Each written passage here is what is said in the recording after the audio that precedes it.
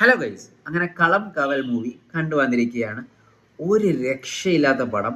ഞാൻ എടുത്തു പറയുന്നു, ഇന്ത്യയിൽ ഒരു മെഗാ സ്റ്റാറും അവരുണ്ടാക്കി വെച്ച സ്റ്റാർ വാല്യൂ വെച്ചിട്ട് ഇങ്ങനെ ഒരു സ്ക്രിപ്റ്റ് എടുത്ത് ഇങ്ങനെ ഒരു വില്ലൻ കഥാപാത്രം ചെയ്യുമെന്ന് എനിക്ക് ഒരിക്കലും തോന്നുന്നില്ല.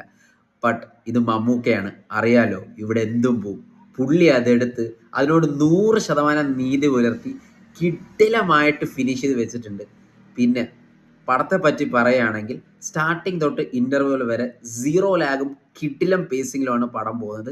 ഇന്റർവെൽ പഞ്ച് എന്ന് വെച്ചാൽ ഒരു രക്ഷയുമില്ലാതെ ഇന്റർവെൽ പഞ്ചാണ്, മമ്മൂട്ടിയുടെ സ്റ്റൈലിഷ് ഇന്റർവെൽ പഞ്ചാണ്. പിന്നെ വരുന്ന സെക്കൻഡ് ഹാഫ് ആണ്.